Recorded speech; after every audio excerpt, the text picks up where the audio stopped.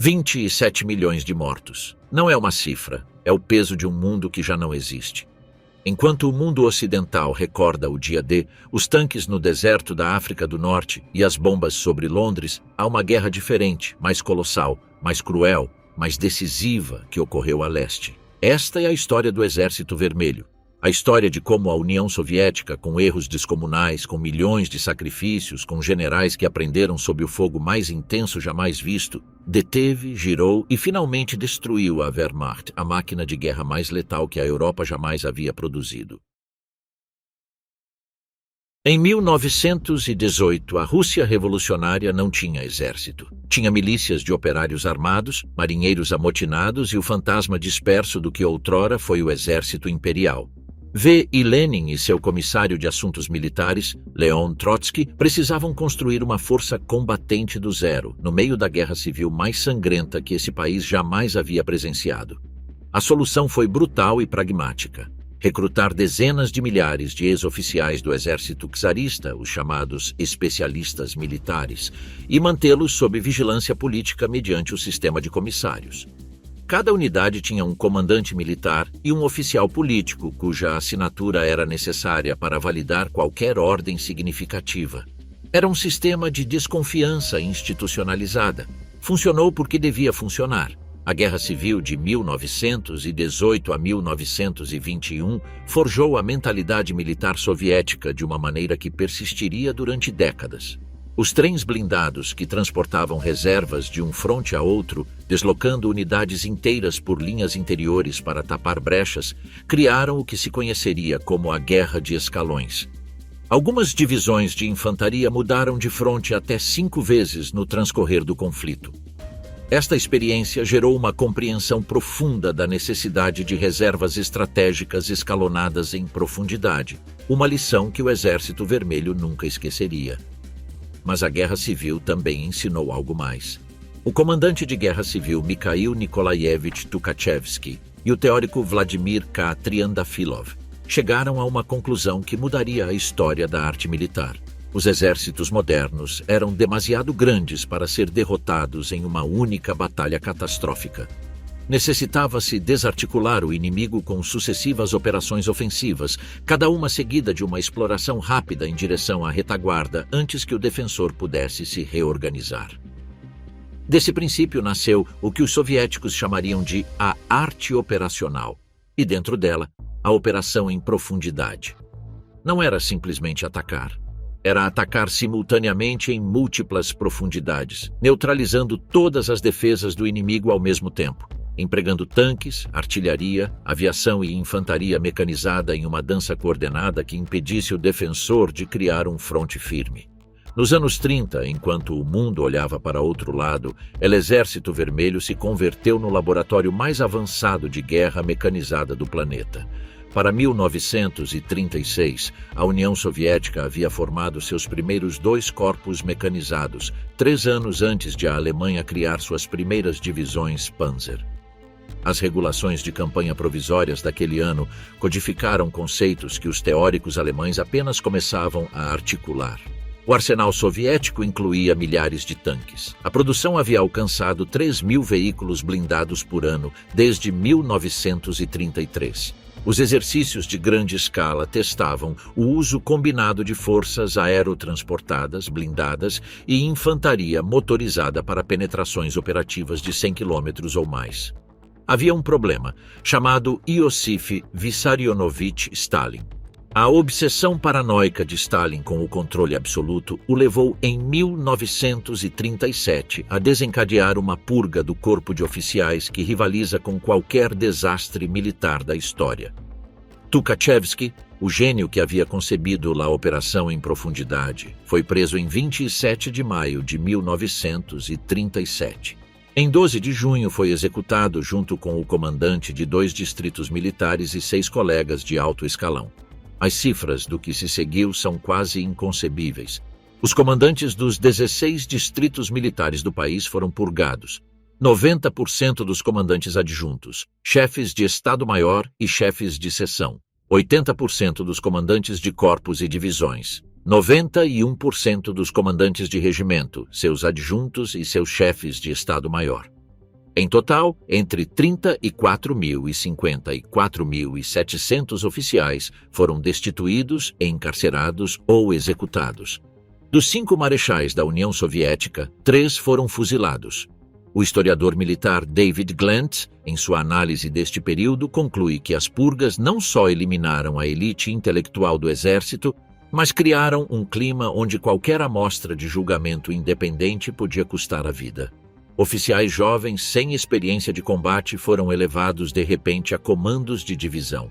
Estudantes do curso de 1938 da Academia Voroshilov, entre eles futuros luminares como A. M. Vasilevsky e M. V. Zakharov, se graduaram precipitadamente para cobrir vagas que ninguém queria ocupar. O exército que existia em 1941 era, em palavras de uma análise contemporânea, magnífico, mas oco. Tinha a estrutura formal de uma força poderosa, não tinha o cérebro para operá-la. Entre 1938 e 1941, o Exército Vermelho travou 3 conflitos que revelaram tudo o que estava errado e, ao mesmo tempo, deram vislumbres do que podia chegar a ser.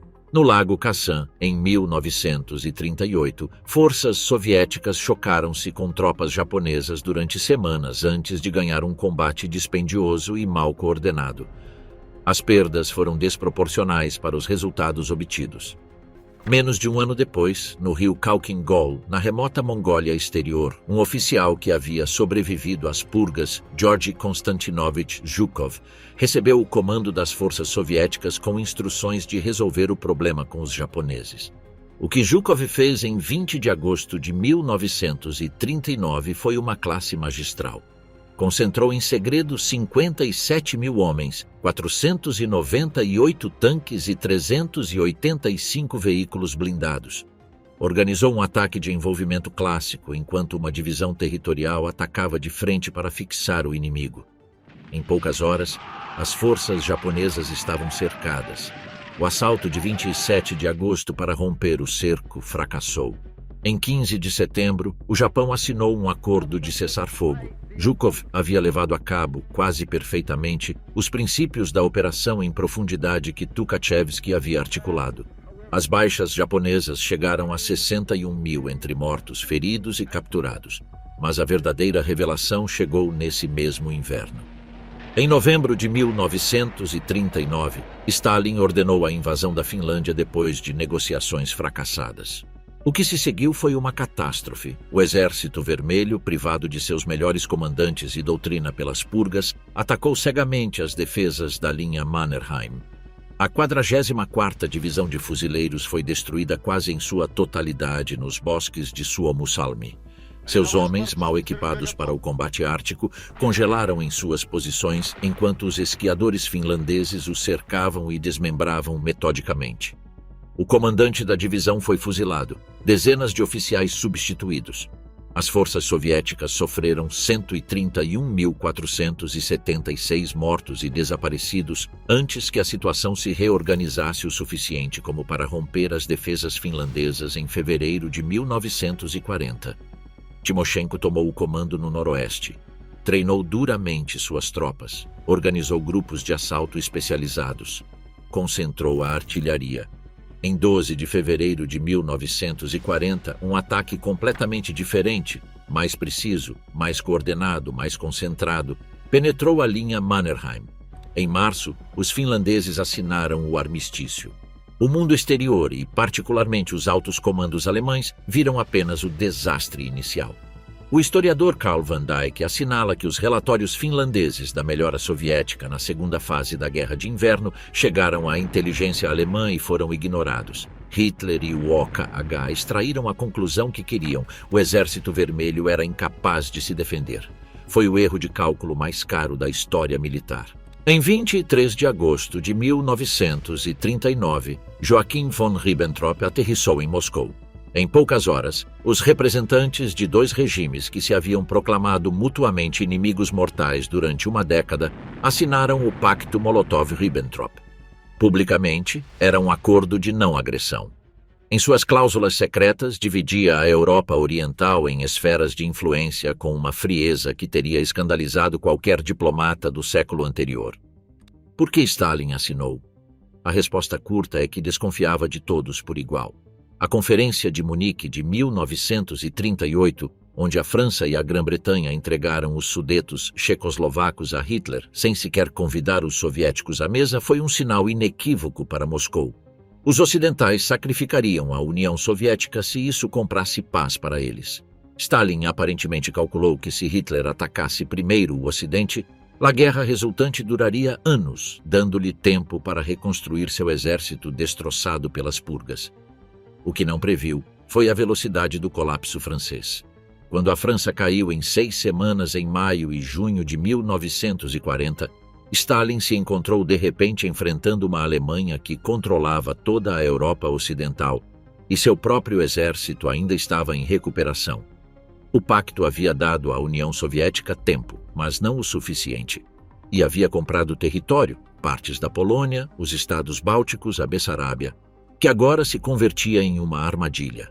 As defesas da antiga fronteira polaco-soviética haviam sido desmanteladas para construir novas posições nos territórios recém-adquiridos. Essas novas defesas estavam incompletas.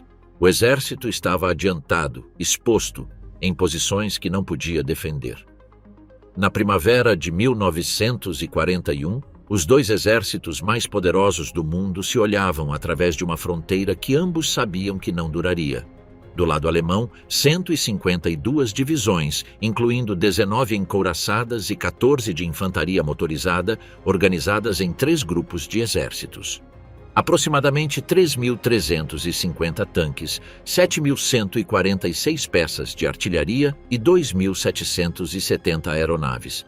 Um corpo de oficiais com 2 anos de guerra relâmpago na Polônia e na França, acostumado à vitória, treinado na tomada de iniciativa descentralizada, com doutrinas de penetração mecanizada que haviam demonstrado sua eficácia diante dos melhores exércitos da Europa Ocidental. Mas os alemães também tinham limitações ocultas. A Wehrmacht não era uma força completamente motorizada. Mais de 600 mil cavalos participavam da invasão inicial, arrastando artilharia e suprimentos. As unidades de infantaria marchavam a pé, como em 1914. Os logísticos alemães calculavam que o exército tinha combustível suficiente para avançar entre 500 e 800 quilômetros desde a fronteira. Depois disso, necessitaria de uma pausa para reabastecer-se. O sistema ferroviário soviético usava uma bitola de via diferente da europeia, o que significava que os trens alemães não podiam usar as linhas capturadas sem reconvertê-las. O general Franz Halder, chefe do Estado-Maior alemão, apresentou estas cifras com precisão quase premonitória em novembro de 1940. Ignoraram-nas. Do lado soviético, sobre o papel, um exército formidável. Na realidade, um organismo em transição, convulsionado por reorganizações simultâneas, mudanças de comando massivas e desdobramentos defensivos incompletos. Os 29 novos corpos mecanizados aprovados em fevereiro de 1941 não haviam recebido seus equipamentos. Muitos deles tinham menos de 40% de seus tanques autorizados. O 4º Corpo Mecanizado, considerado o mais poderoso do exército soviético, tinha 979 tanques, incluindo 414 dos modernos KV e T-34. Mas a maioria dos corpos mecanizados tinha misturas de veículos obsoletos, caminhões requisitados de empresas civis que não podiam funcionar em campanha e tripulações que mal levavam semanas com suas máquinas. E contudo, o T-34 era, em quase todos os aspectos técnicos, superior a qualquer tanque alemão desdobrado em junho de 1941. Sua blindagem inclinada de 45 mm resistia à maioria dos canhões anticarro alemães. Seu canhão de 76,2 mm de alta velocidade perfurava a blindagem dos Panzer 13-4 a distâncias de combate normais. Os canhões alemães de 37 mm que equipavam a maior parte da infantaria não podiam penetrar sua blindagem frontal.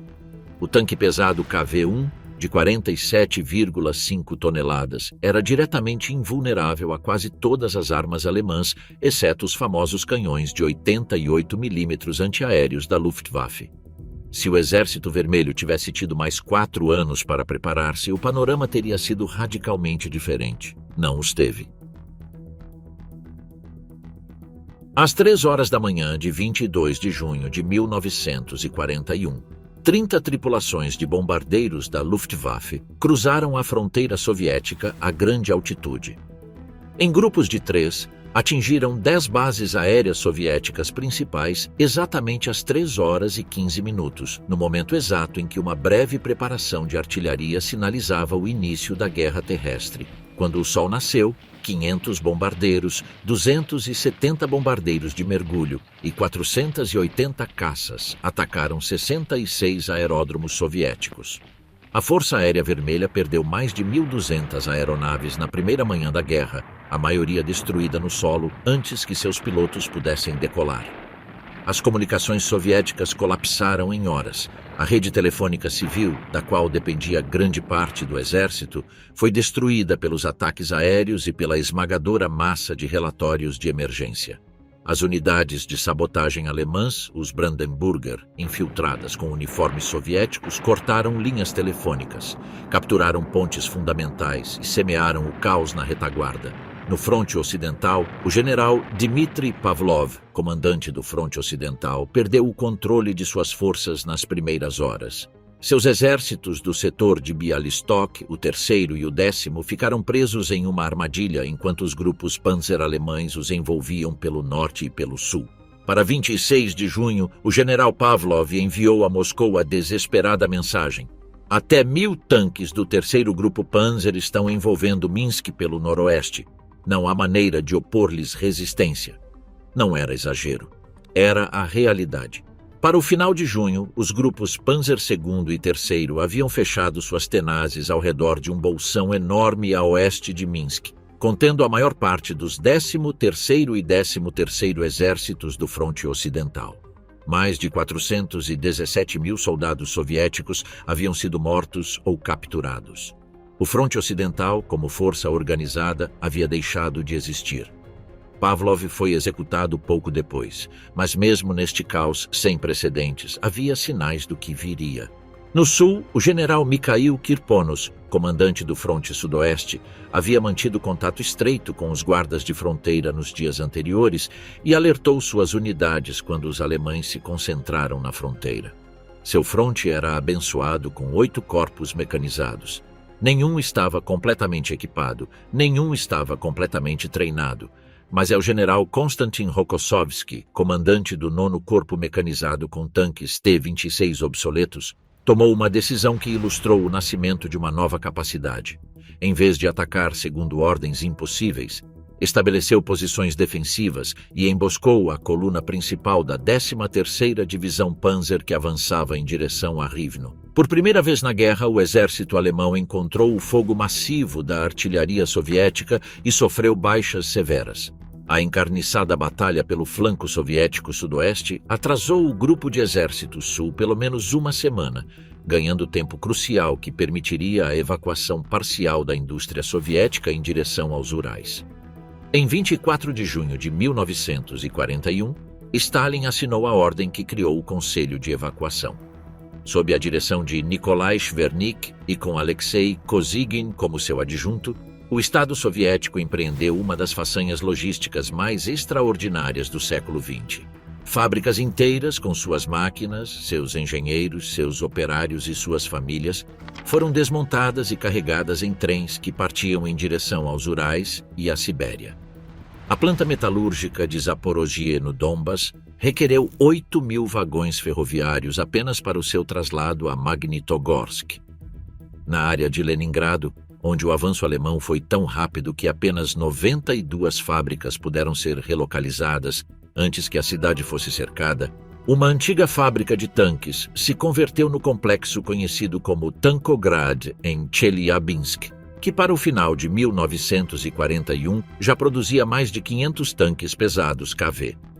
Para 12 de dezembro de 1941, 523 empresas e 564.248 trabalhadores com seus familiares haviam sido evacuados da região de Moscou em 100.334 vagões ferroviários. A União Soviética afirmou ter trasladado um total de 1.910 grandes fábricas, incluindo 824 relacionadas com armamento, em direção ao Volga, Sibéria e Ásia Central, em quase 30 mil trens com 1,5 milhão de cargas ferroviárias entre julho e dezembro de 1941. As maquinárias chegavam a seus destinos em um horário confuso e escalonado, às vezes com apenas uma fração dos trabalhadores qualificados. Com frequência eram descarregadas em construções de madeira recém-levantadas, sem calefação, em pleno inverno siberiano. Os operários trabalhavam sob luzes elétricas penduradas em árvores, suplementadas com fogueiras, enquanto lá fora as temperaturas caíam muito abaixo de zero.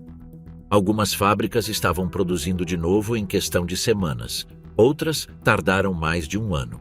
O resultado foi que, apesar do colapso inicial, a União Soviética produziu aproximadamente 6.590 tanques em 1941, 2/3 deles os modernos T-34 e KV. Comparativamente, a Alemanha produziu 5.200. A URSS também produziu o dobro de aeronaves de combate que a Alemanha naquele ano, o dobro de canhões e 11 vezes mais morteiros. Uma maquinaria de guerra completamente nova nascia nas entranhas dos Urais, construída literalmente sobre neve e sacrifício. Quando o general Halder anotou em seu diário em 3 de julho de 1941 que a campanha russa foi ganha no espaço de 2 semanas, era uma afirmação que naquele preciso momento parecia respaldada pelos fatos. As 3 armas de primeira linha do fronte ocidental haviam sido destruídas. Os alemães estavam no Dnieper e no Dvina Ocidental, a menos de 400 quilômetros de Moscou. O que Halder não sabia era que do outro lado do Dnieper esperavam 5 exércitos que o Marechal Boudeny havia começado a montar desde o final de maio. Estes exércitos não eram formações de primeira linha, o 20º, o 21º, o 22º, o 16. Eram formações mal equipadas, muitas delas compostas por reservistas convocados de urgência, com escassas comunicações, artilharia anticarro insuficiente e estados-maiores que mal conheciam suas próprias unidades. No entanto, eram algo que os alemães não haviam previsto, nova carne para o moinho. Stalin colocou o Marechal Timoshenko no comando do fronte ocidental em 1º de julho. Nos dias seguintes, os alemães encontraram que cruzar o Dnieper era muito mais difícil que cruzar o Dvina. As contraofensivas soviéticas eram cruas, mal coordenadas e dispendiosas, mas existiam.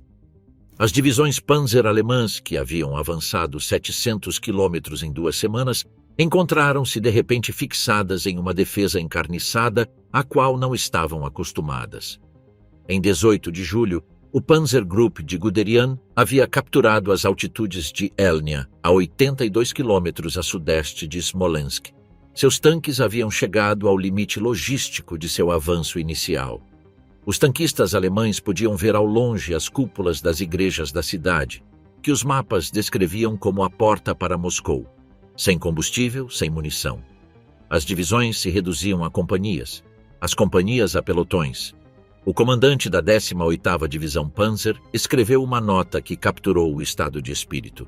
Precisamos reduzir nossas baixas se não pretendemos ganhar a morte. Em 23 de julho, Zhukov coordenou a primeira contraofensiva genuinamente organizada da guerra.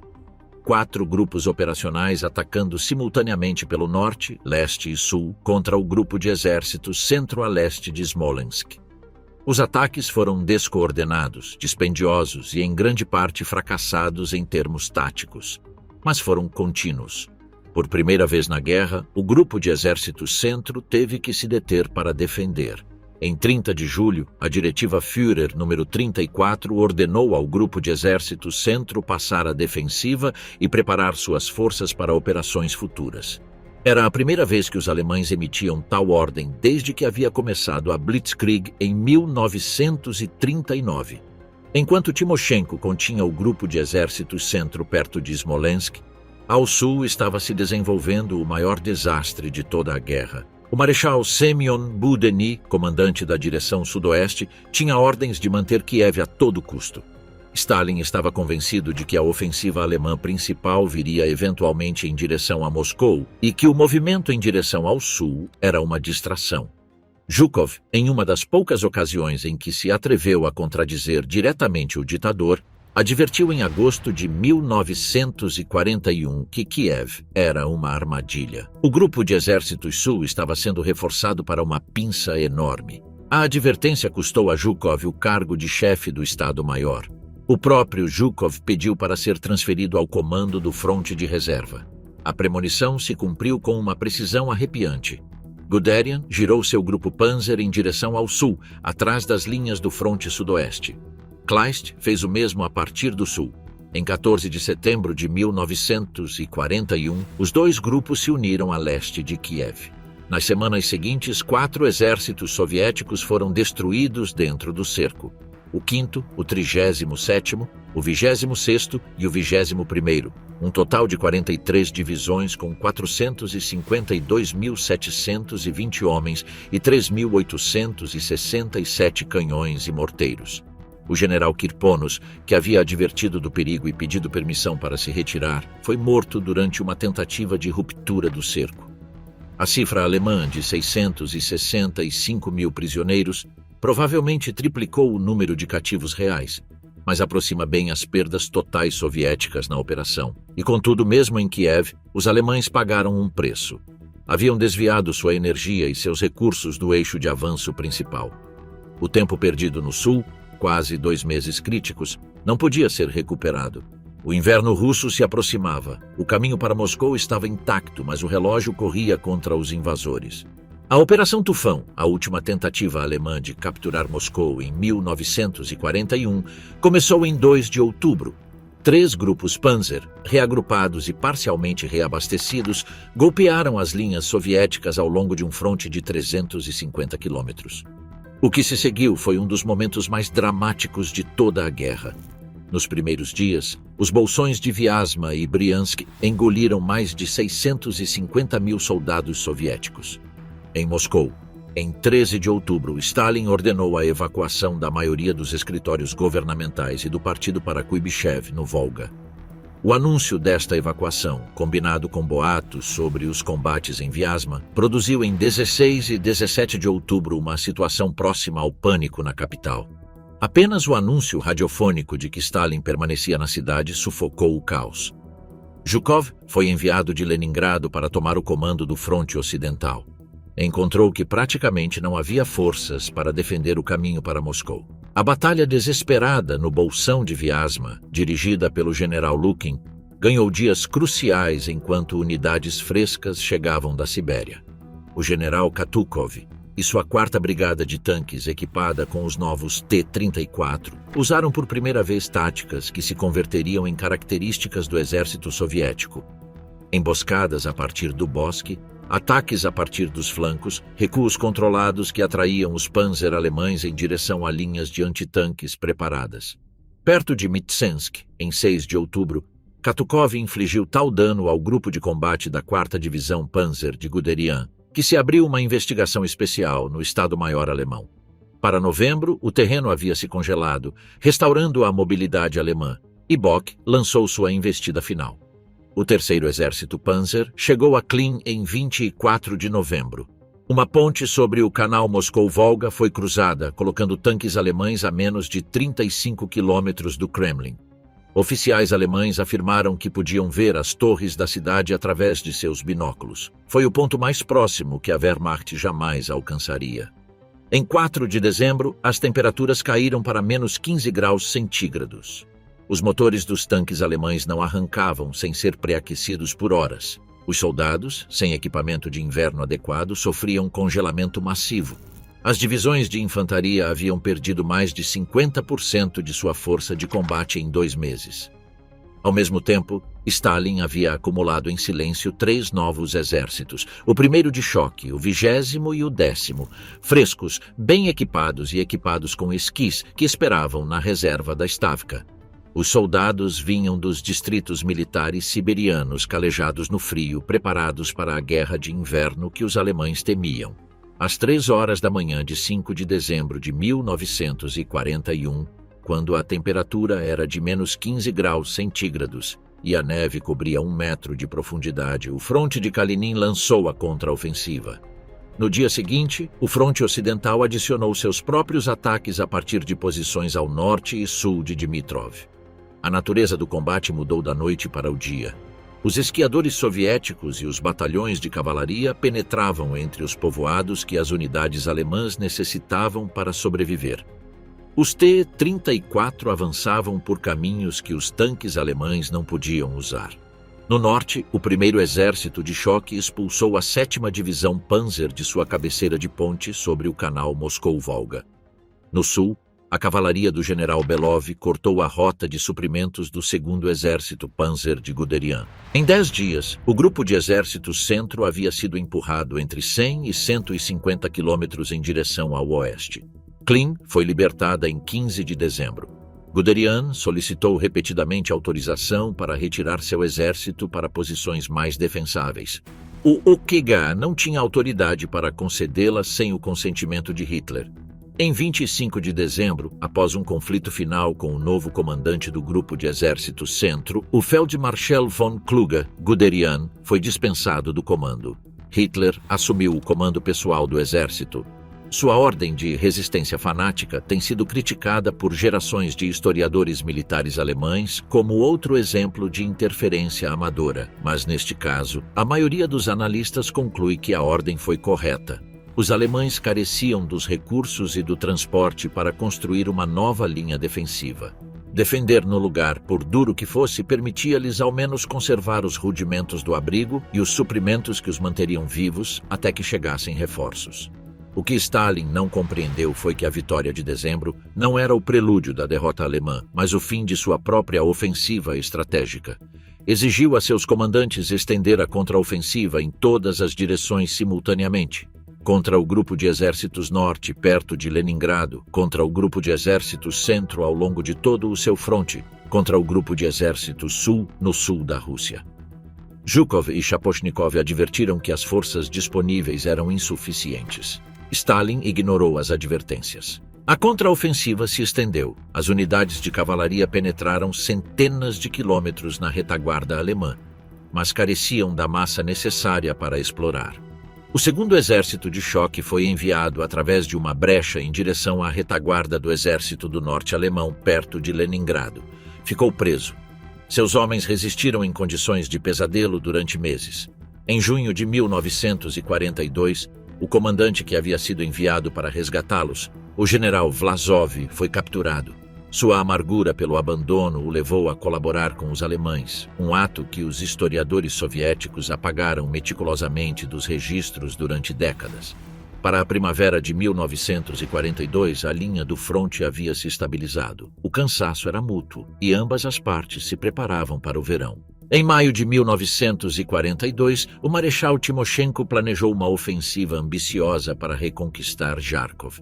Em teoria, era um golpe para desarticular as preparações alemãs para o verão. Na prática, foi uma catástrofe que ilustrou todos os problemas pendentes do Exército Vermelho.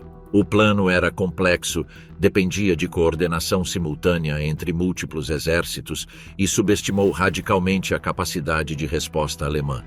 Timoshenko concentrou 765.300 homens e 923 tanques contra o 6º Exército Alemão. Os ataques de 12 de maio inicialmente surpreenderam os defensores. No sul, o 6º Exército do general Gorodniansky avançou 60 quilômetros em 2 dias. As formações encouraçadas que deviam explorar o sucesso permaneceram em suas áreas de concentração por falhas de coordenação do Estado-Maior. Os alemães responderam com maestria. Hitler autorizou a transferência do 8º Corpo Aéreo de Richthofen a partir da Crimeia e permitiu a Kleist lançar a Operação Fridericus, um ataque em pinça a partir do sul contra o flanco esquerdo soviético. O 3º Corpo Motorizado de Geir von Schweppenburg, com 4 divisões Panzer, cortou as comunicações do avanço soviético em 17 de maio. Os exércitos soviéticos 6º e 57º, além de 2 corpos de tanques, foram destruídos completamente. Os alemães capturaram 239.036 prisioneiros. A derrota em Kharkov precedeu a ofensiva alemã mais ambiciosa do verão de 1942. a Operação Azul, cujo objetivo era as reservas petrolíferas do Cáucaso e o controle do Volga. Stalin, ainda convencido de que o objetivo alemão real era Moscou, manteve suas reservas estratégicas no centro enquanto o flanco sul desmoronava. Para finais de julho, os alemães haviam alcançado o Cáucaso. O primeiro exército Panzer capturou os pequenos campos petrolíferos de Maikop em 9 de agosto, apenas para encontrá-los sistematicamente destruídos. O grupo de exércitos B avançava em direção ao leste ao longo do Don. E no horizonte, uma cidade à qual ninguém havia prestado muita atenção começou a adquirir uma importância desproporcional para ambos os lados: Stalingrado. Em 1942, Stalingrado era uma cidade industrial de 600 mil habitantes, estendida ao longo de 24 quilômetros sobre a margem ocidental do Volga. Fornecia equipamentos militares cruciais. Mas o que a converteu no epicentro da guerra foi algo mais simples e mais fatídico: seu nome. Para Hitler, capturar a cidade que levava o nome de seu inimigo tinha um valor simbólico que superava qualquer consideração estratégica. Para Stalin, perdê-la era impensável. Ambos os ditadores tomaram a mesma decisão ao mesmo tempo, por razões idênticas. Esta cidade não se podia perder. O general Vasily Chuikov tomou o comando do 62º Exército dentro de Stalingrado em setembro de 1942. Sua instrução operativa, nascida da desesperação, converteu-se em doutrina: abraçar o inimigo.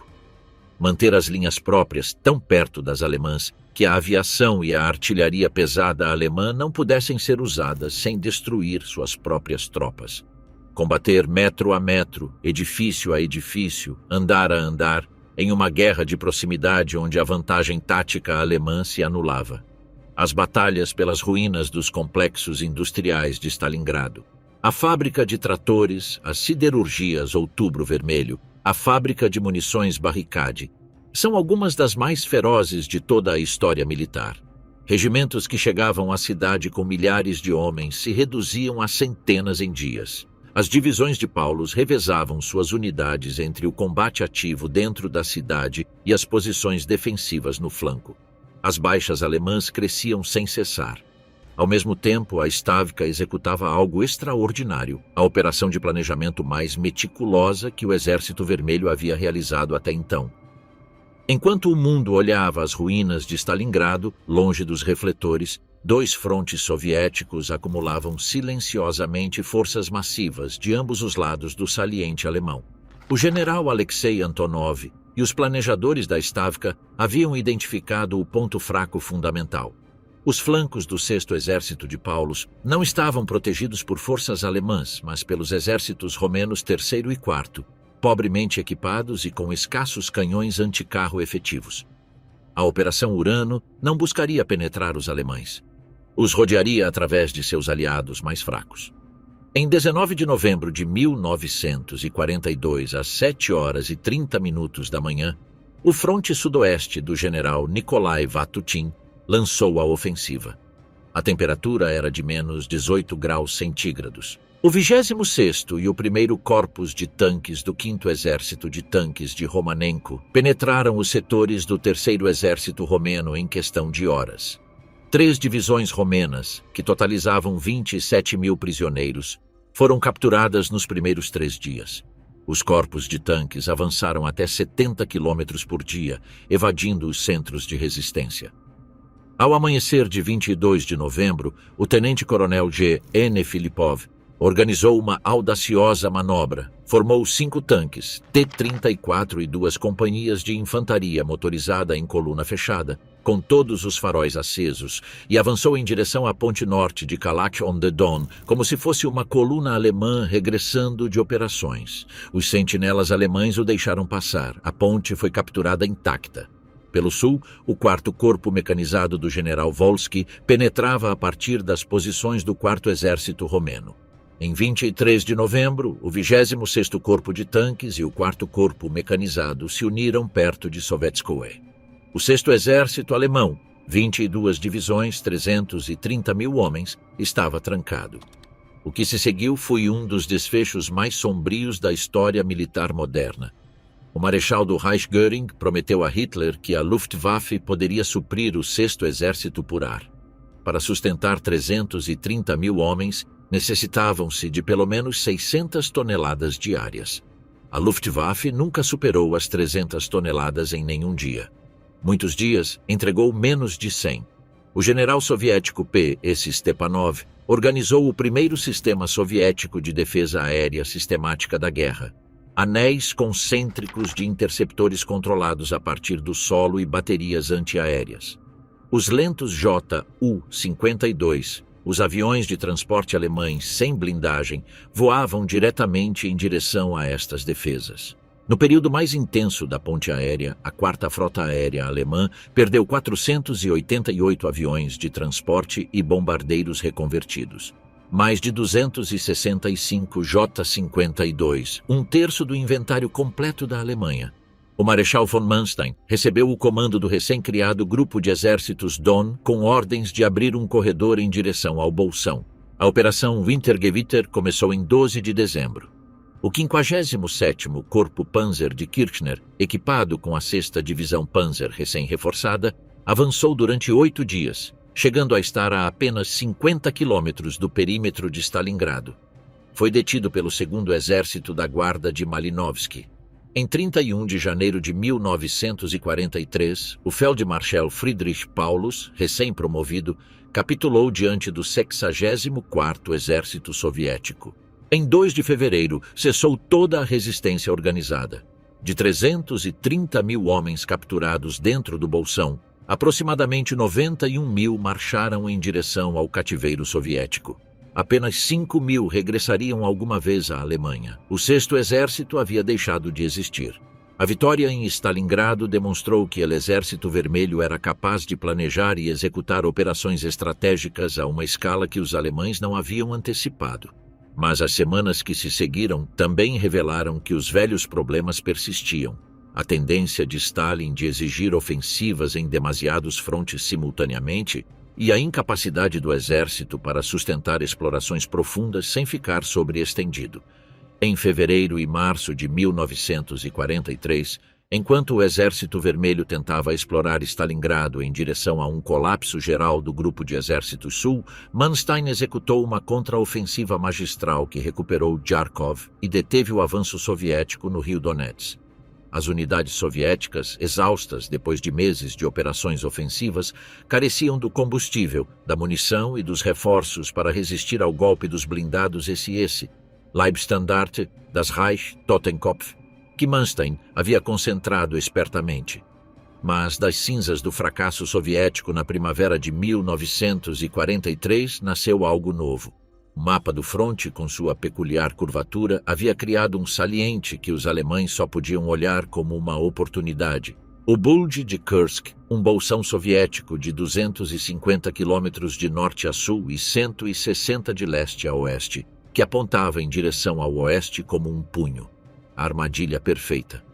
Os alemães começaram a planejar. Os soviéticos, perfeitamente informados graças ao seu serviço de inteligência, que incluía fontes dentro do próprio quartel-general alemão, prepararam-se para recebê-los.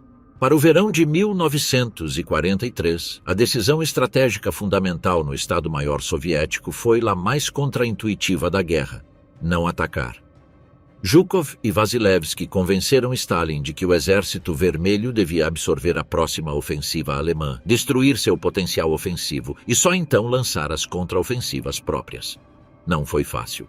Stalin havia terminado 2 invernos consecutivos com a sensação de que a vitória estava ao alcance e que se havia escapado por erros de timing. Mas a lógica era irrefutável. Se os alemães iam atacar em Kursk, que atacassem. O Exército Vermelho construiu no saliente de Kursk a rede defensiva mais elaborada que a Europa havia visto. 8 cinturões defensivos sucessivos, cada um integrado com campos de minas. Até 3.200 por quilômetro de fronte, posições antitanque em profundidade e artilharia concentrada. Cada companhia de fuzilaria dispunha de pelo menos 3 peças de artilharia, 9 canhões anticarro, um tanque ou canhão autopropulsado e um pelotão de engenheiros de combate dentro de sua posição defensiva. Os exercícios de controle de fogo de artilharia repetiam-se diariamente. Todos os alvos estavam registrados. Cada metro de cabo telefônico foi comprovado e recomprovado. A batalha começou em 5 de julho de 1943. Meia hora antes de os alemães planejarem abrir sua própria artilharia, a artilharia soviética lançou um contrabloqueio preventivo. O efeito foi misto. Artilheiros alemães surpreendidos ao ar livre sofreram gravemente, mas em outros setores, as posições de concentração das tropas de assalto não foram atingidas. No norte, o 9º Exército do general Model atacou os frontes dos 13º e 70º Exércitos de Rokossovski. Em 6 dias, com apoio massivo de bombardeiros Stuka, apenas penetrou entre 8 e 15 quilômetros dentro das defesas soviéticas de várias camadas. Rokossovski contra-atacou com o 2º Exército de Tanques. Os corpos de tanques soviéticos fecharam a brecha, lançaram contra-ataques a partir dos flancos e detiveram o avanço alemão em 12 de julho. Model havia perdido cerca de 400 tanques e 50.000 baixas. No sul, o 4º Exército Panzer de Hoth, com os temíveis Tiger, Panther e Elefante, penetrou mais profundo, até 35 quilômetros. Mas Vatutin comprometeu o 1º Exército de Tanques de Katukov em uma defesa ativa, enterrando tanques, lançando contra-ataques contínuos a partir dos flancos para cansar e degradar os blindados alemães. Em 11 de julho, o 5º Exército de Tanques da Guarda do general Rotmistrov chegou ao campo de batalha depois de uma marcha de 100 quilômetros em marchas noturnas. Em 12 de julho, Rotmistrov lançou sua carga para a frente buscando reduzir a vantagem técnica dos Tiger, reduzindo-a a distâncias de combate curtas, onde os canhões soviéticos tinham oportunidade de penetrar sua blindagem. O ataque foi dispendioso. Rotmistrov perdeu até 400 de seus 500 tanques atacantes, mas cumpriu seu propósito. Fixou o 2º Corpo Panzer SS e o combateu até deter-se por 13 de julho. Esse mesmo dia, 10 de julho, os aliados ocidentais haviam desembarcado na Sicília. Hitler ordenou retirar o 2º Corpo Panzer SS para redistribuí-lo na Itália. Manstein protestou em vão. Em 18 de julho, o 4º Exército Panzer começou sua retirada para as posições iniciais. Por primeira vez na guerra, uma grande ofensiva alemã havia falhado em penetrar as defesas soviéticas em direção às profundidades operacionais.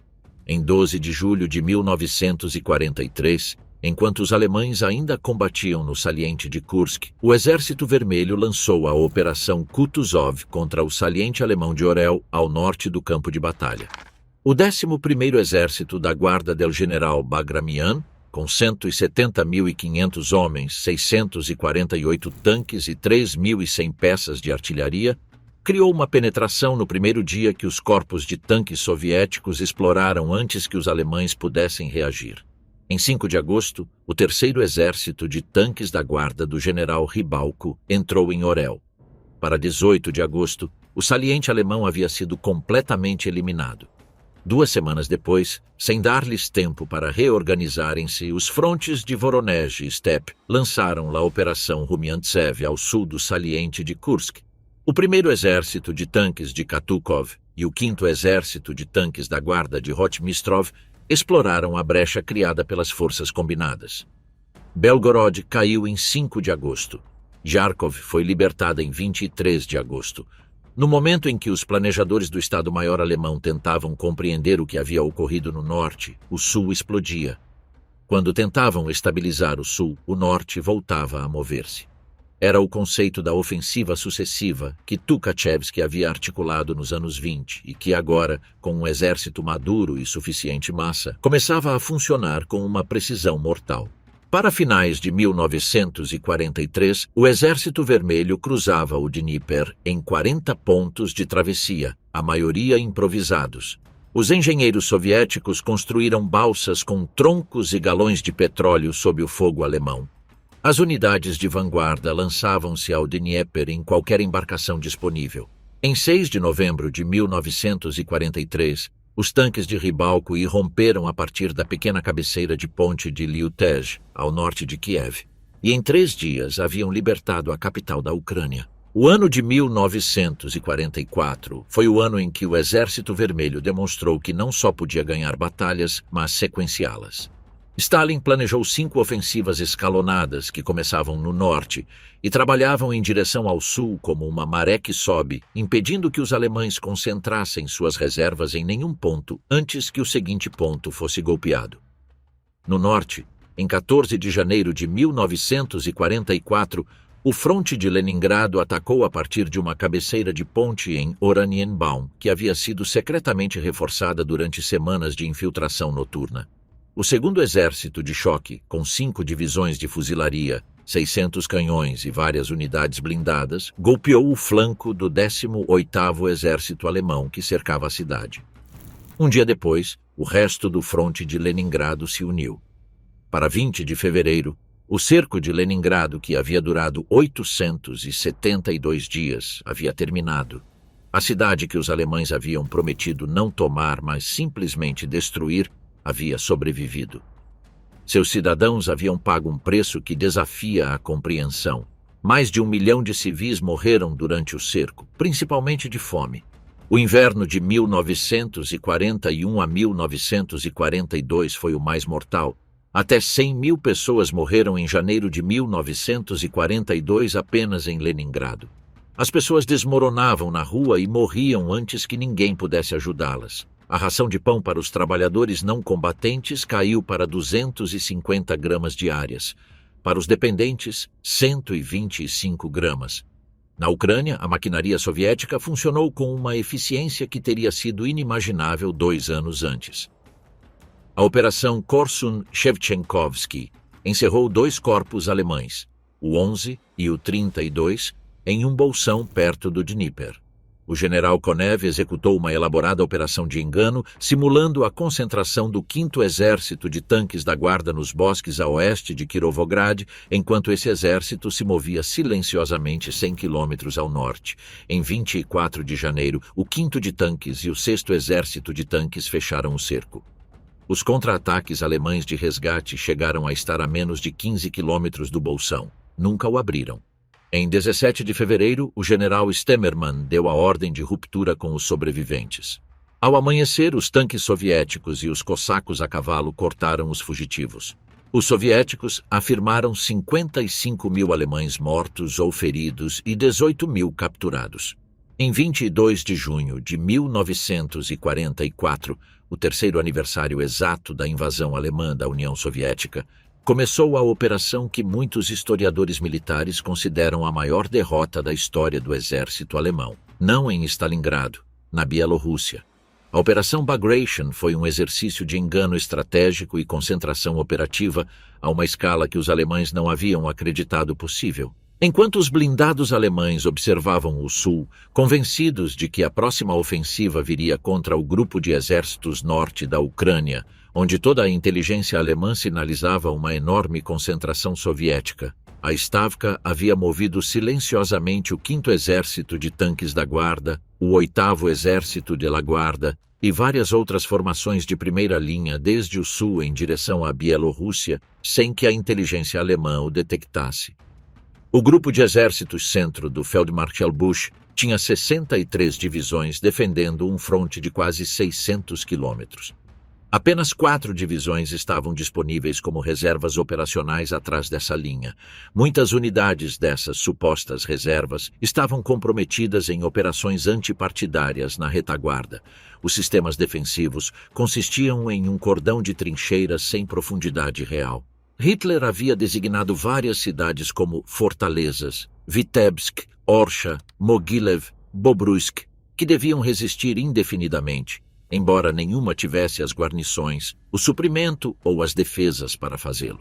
Na noite de 19 para 20 de junho, os partidários soviéticos lançaram uma onda coordenada de ataques contra as vias ferroviárias em toda a retaguarda do Grupo de Exército Centro.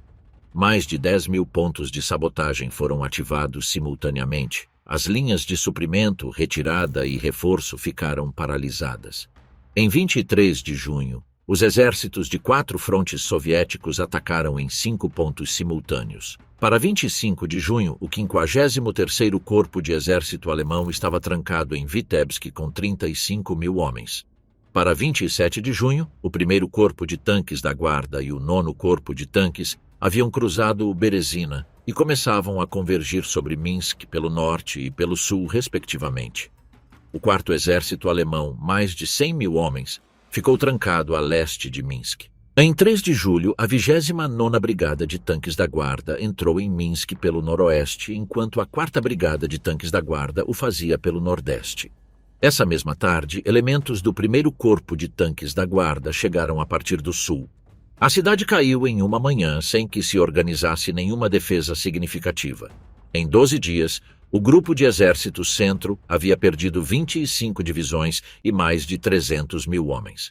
Nas semanas seguintes, perderia mais de 100.000 adicionais. A Operação Bagration custou aos alemães 400.000 baixas, enquanto o Exército Vermelho sofria aproximadamente 180.000 mortos e desaparecidos e mais de 500.000 feridos e baixas não relacionadas com o combate. O conjunto da operação destruiu 28 das 34 divisões do 3º Exército Panzer, o 4º e o 9º Exércitos do Grupo de Exércitos Centro, e a maior derrota na história do exército alemão. Em 17 de julho de 1944, 50.000 prisioneiros alemães capturados em Minsk foram desfilados pelas ruas de Moscou. Não era um espetáculo de crueldade, era um comunicado. A União Soviética dizia ao mundo que a guerra havia mudado de direção permanentemente. Enquanto Bagration destruía o centro do fronte alemão, o Exército Vermelho executava 2 ofensivas adicionais que estendiam o colapso em direção aos extremos do território controlado pela Alemanha. No norte, a Operação Lvov-Sandomierz lançou 3 exércitos de tanques do Marechal Konev em direção ao sul da Polônia. O 1º Exército de Tanques da Guarda de Katukov, o 3º de Tanques da Guarda de Ribalco e o 4º de Tanques de Leliushenko penetraram o grupo de exércitos norte da Ucrânia, e em dias haviam cruzado o Vístula, estabelecendo cabeceiras de ponte em solo polaco. Para 29 de julho, unidades de avançada do 1º Exército de Tanques da Guarda haviam cruzado o Vístula ao sul de Sandomierz. No sul, em 20 de agosto, os frontes 2º e 3º da Ucrânia executaram a Operação Yazy-Kishinev. Em um movimento que refletiu perfeitamente a doutrina soviética, atacaram seletivamente contra os exércitos aliados mais fracos da Wehrmacht, as forças romenas. 3 divisões romenas se dissolveram nas primeiras horas. O 6º Exército de Tanques da Guarda do general Kravchenko explorou em direção ao sul sem resistência significativa. 4 dias depois, em 23 de agosto de 1944, o rei Miguel de Romênia prendeu o Marechal Antonescu e proclamou a retirada romena do eixo. Em horas, unidades romenas que haviam estado lutando junto aos alemães começaram a render-se aos soviéticos. Em dias combatiam contra seus ex-aliados. O 6º Exército Alemão, o mesmo número de exército que havia sido destruído em Stalingrado, ficou preso no bolsão de Kishinev. Para 5 de setembro, seus últimos elementos haviam sido destruídos ou capturados. As perdas totais do eixo superaram os 400.000 homens. O Exército Vermelho avançou em direção aos Balcãs com uma velocidade que converteu países inteiros em teatros de operações em semanas. A Bulgária declarou a guerra à Alemanha em 8 de setembro. Em 20 de outubro, os partidários iugoslavos e o 3º Exército da Ucrânia entraram juntos em Belgrado.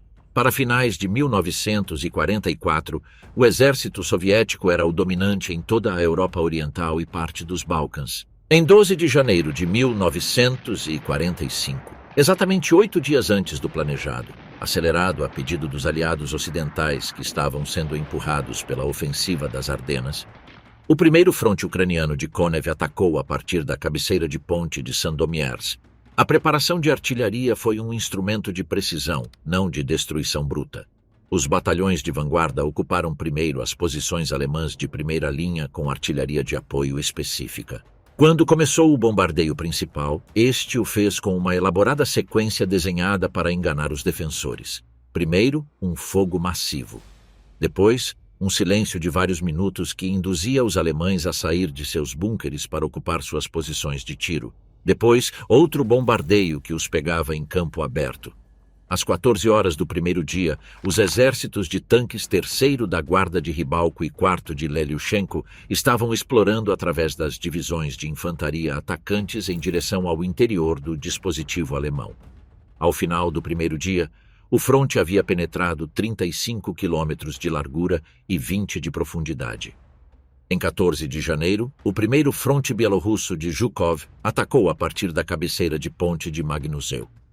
Os exércitos combinados alemães do 9º Exército de Busse encontraram-se esmagados sob concentrações de até 250 canhões por quilômetro de fronte de penetração. Para 18 de janeiro, Konev estava 5 dias adiantado em relação ao seu programa. Para 19 de janeiro, o antigo campo de extermínio de Auschwitz foi libertado, revelando ao mundo algo que muitos já sabiam, mas cujo alcance total ainda ninguém podia compreender.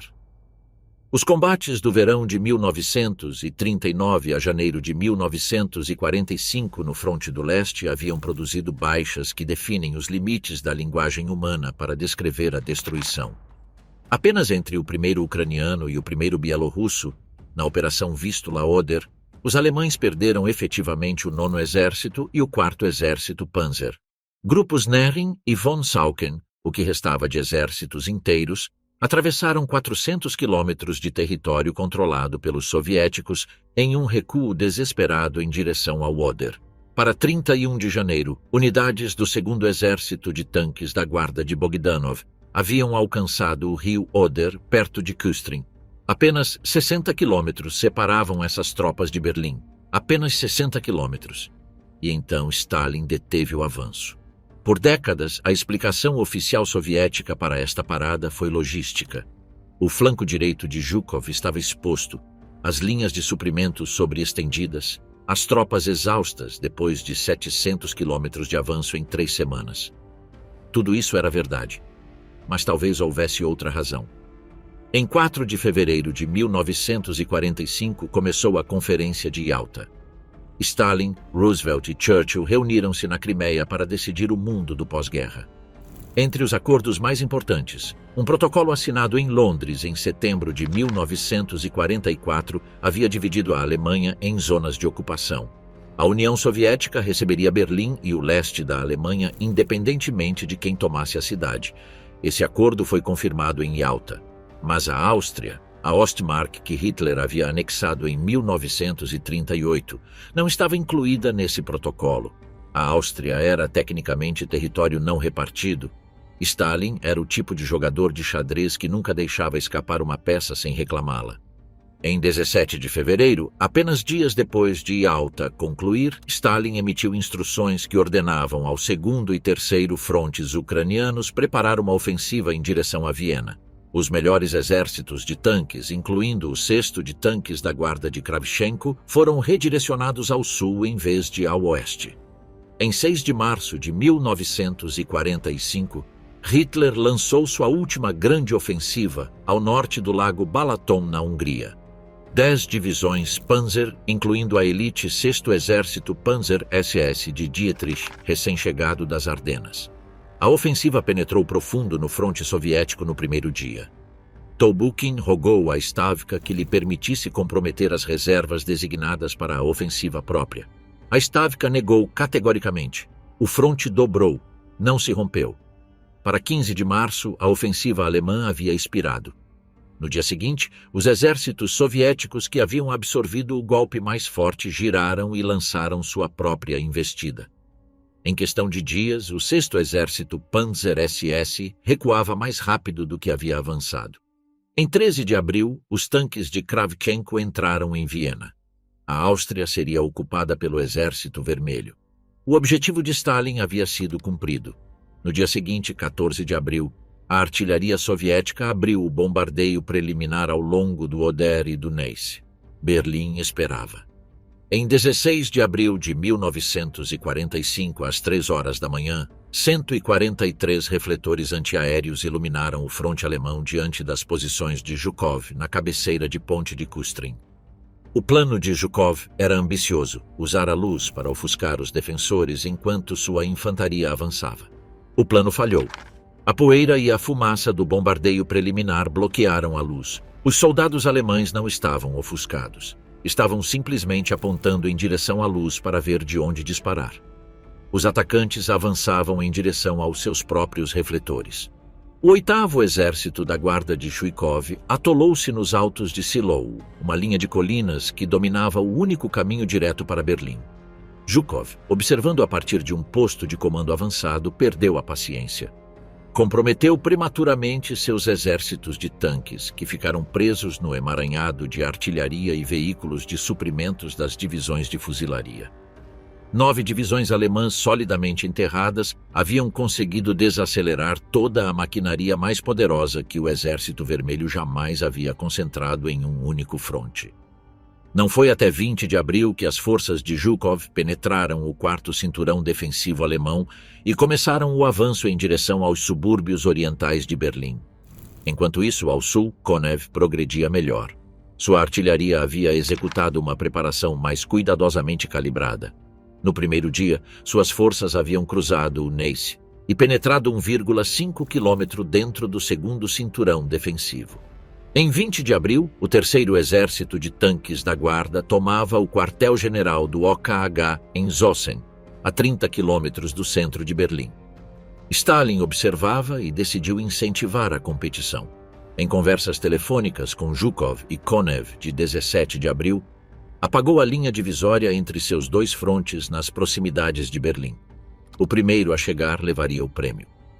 Em 24 de abril, o 8º Exército da Guarda de Zhukov e o 1º Exército de Tanques da Guarda de Katukov uniram-se com as vanguardas do 3º Exército de Tanques da Guarda de Ribalco e o 28º Exército de Luchinsky, a sudeste de Berlim.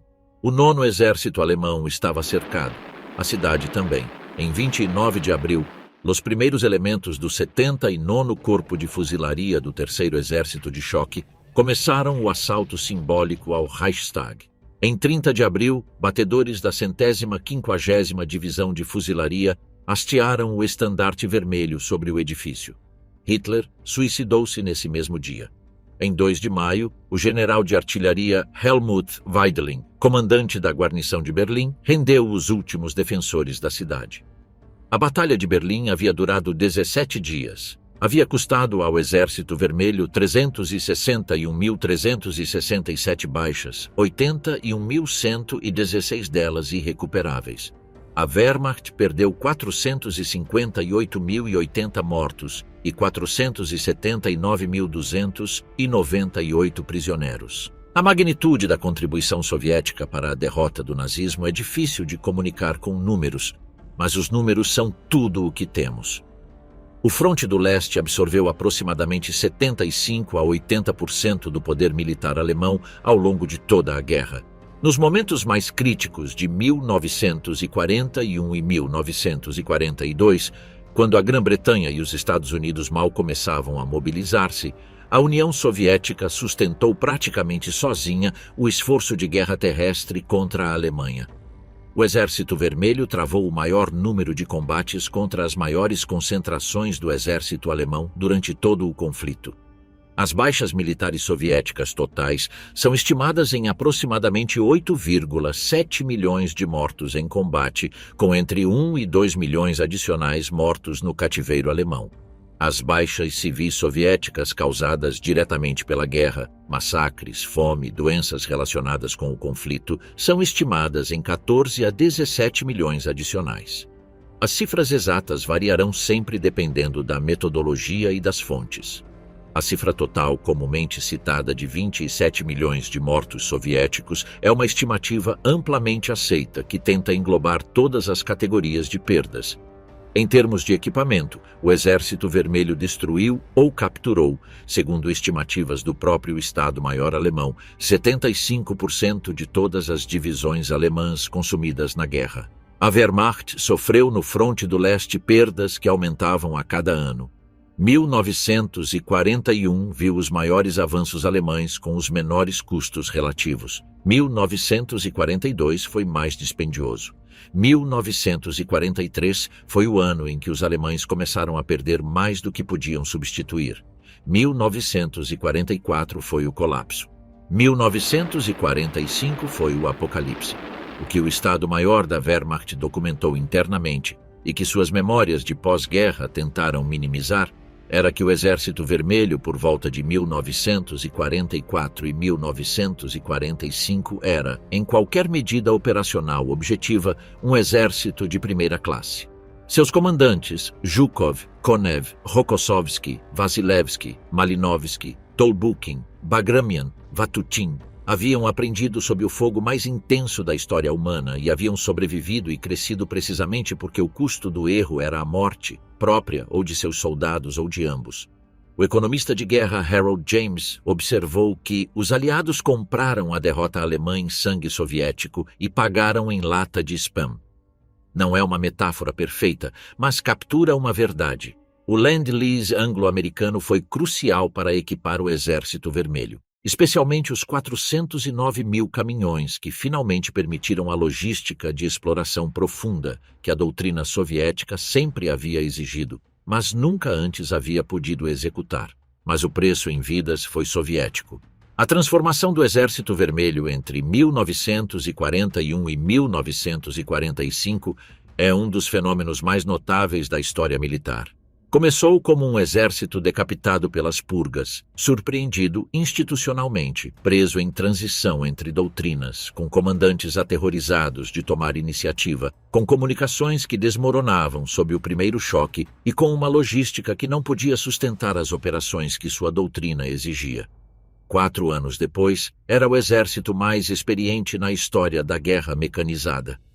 Seus comandantes haviam aprendido a coordenar artilharia, blindados, infantaria e aviação em operações combinadas a uma escala que nenhum outro exército havia tentado.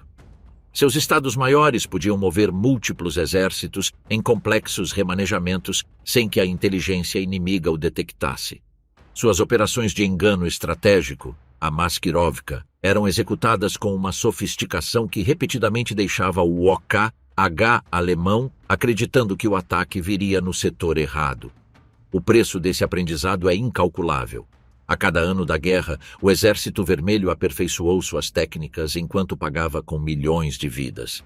Os soldados que sobreviveram aos desastres de 1941 eram veteranos que haviam aprendido com o sangue as lições que nenhum manual podia ensinar. Os oficiais que sobreviveram às purgas e aos primeiros meses de guerra haviam demonstrado nas condições mais exigentes que eram capazes de pensar sob pressão extrema. Há no registro histórico um momento que resume melhor que nenhum outro esta transformação. É o 23 de junho de 1944, no aniversário exato da invasão alemã, quando 2,5 milhões de soldados soviéticos atacaram o grupo de exércitos centro ao longo de 360 milhas de fronte. Os alemães não o viram vir, embora estivessem há semanas em suas posições. O engano havia sido perfeito. A concentração havia sido perfeita. A execução foi, em suas primeiras horas, perfeita. Para quando os alemães compreenderam o que estava ocorrendo, já havia terminado. Esse exército de 1944 era irreconhecível comparado com o de 1941. E, contudo, era o mesmo exército. Havia aprendido. Há um preço que nenhuma nação deveria ter que pagar por nenhuma razão. Em 9 de agosto de 1945, apenas 3 meses após a rendição alemã, o Exército Vermelho executou sua última campanha da Segunda Guerra Mundial, a invasão da Manchúria controlada pelo Japão. O Marechal Vasilevsky coordenou 3 frontes soviéticos que totalizavam 90 divisões, 5.000 tanques e 4.000 aeronaves. O exército de Kwantung japonês contava com 31 divisões de infantaria e 12 brigadas independentes, mas a maioria havia sido criada na primavera de 1945 com homens que previamente haviam estado isentos do serviço ou considerados inaptos. E muitas eram divisões de guarnição sem artilharia significativa nem capacidade anticarro. A inteligência japonesa havia concluído que o terreno montanhoso e inóspito dos flancos da Manchúria tornaria impraticável qualquer ataque soviético a partir dessas direções. Era o mesmo erro que os planejadores do Grupo de Exércitos Centro haviam cometido em relação aos pântanos da Bielorrússia 2 meses antes. O 6º Exército de Tanques da Guarda do general Kravchenko cruzou a fronteira nas primeiras horas escuras de 9 de agosto e em 3 dias havia coberto 450 quilômetros, cruzando os desfiladeiros da grande cordilheira Khingan. que os japoneses haviam descartado como impraticáveis para os blindados antes que o Japão compreendesse a ameaça. Os adiantamentos de Lend-Lease haviam incluído os tanques Sherman americanos, cujas lagartas mais estreitas revelaram-se inadequadas para os passos pantanosos. Os T-34 e os BT-7 tomaram a liderança. Para 15 de agosto, o imperador Hirohito anunciou a rendição. A campanha da Manchúria, que muitos esperavam que durasse meses, resolveu-se em 11 dias de combate efetivo. As baixas soviéticas foram 2.031 mortos e 24.425 feridos. As japonesas, muito mais altas, embora a capitulação imperial tenha terminado o combate organizado antes que os cercos pudessem completar-se. A campanha da Manchúria foi também um laboratório. Vasilevsky reorganizou seus exércitos de tanques com uma estrutura experimental que integrava mais infantaria motorizada e apoio de artilharia do que qualquer formação anterior. O 6º Exército de Tanques da Guarda incluía 25 batalhões blindados e 44 motorizados, com 1.019 tanques e canhões autopropulsados. Era a estrutura que o Exército Vermelho estudaria para o seu pós-guerra: mais massa, mais equilíbrio, mais capacidade de sustentação.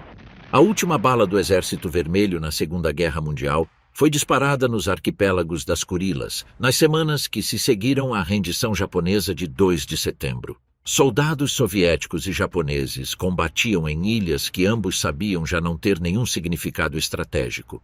Era a inércia da guerra, que é a força mais difícil de deter que existe na natureza humana. Quando a guerra terminou em maio de 1945, a União Soviética era o estado mais poderoso militarmente sobre a face da Terra. Seu exército havia destruído a Wehrmacht, havia ocupado a metade da Europa, havia libertado, ou conquistado, dependendo da perspectiva, nações inteiras. Havia demonstrado que a doutrina da operação em profundidade que Tukhachevsky havia articulado nos anos 30 estava correta e que um exército suficientemente grande, suficientemente capaz e suficientemente determinado podia aniquilar qualquer força que se lhe opusesse no terreno. E tinha 27 milhões de mortos. Cada cidade soviética de tamanho médio havia perdido entre 15% e 25% de sua população. As fazendas coletivas operavam com 71% de seu pessoal de 1941. As mulheres, os idosos e as crianças sustentavam a economia enquanto seus filhos e maridos morriam nos frontes da Polônia, Alemanha e Áustria. O Exército Vermelho voltou para casa, não para a celebração fácil, mas para o trabalho brutal de reconstruir um país literalmente destruído. Muitos veteranos regressaram para encontrar que suas famílias não haviam sobrevivido. As cidades da parte ocidental do país, Kiev, Minsk, Leningrado, Stalingrado, eram ruínas. Em algumas regiões, não restavam homens em idade de trabalhar. A memória dessa guerra ficou impressa no DNA coletivo da nação soviética. O 9 de maio, dia da vitória, converteu-se no feriado mais sagrado do calendário. Não como celebração, mas como luto. Nas famílias russas, cada um pode nomear seus mortos nessa guerra. Avós, bisavós, tios que nunca regressaram. A lembrança desse sacrifício é a pedra fundamental sobre a qual se construiu tudo o que veio depois, para o bem e para o mal. Há uma imagem que persistiu no imaginário popular soviético. A fotografia do soldado anônimo que crava o estandarte vermelho sobre as ruínas do Reichstag em Berlim. Não importava se havia sido o primeiro ou o 10º a fazê-lo, se a fotografia foi recriada ou autêntica, se o soldado tinha 1 ou 2 relógios no pulso. Detalhe que os sensores soviéticos corrigiriam, apagando a evidência do saque. O que importava era o gesto, a bandeira sobre a cidade que havia enviado seus exércitos para destruí-los. Esse gesto custou 27 milhões de vidas. Não esqueçamos isso. Nunca.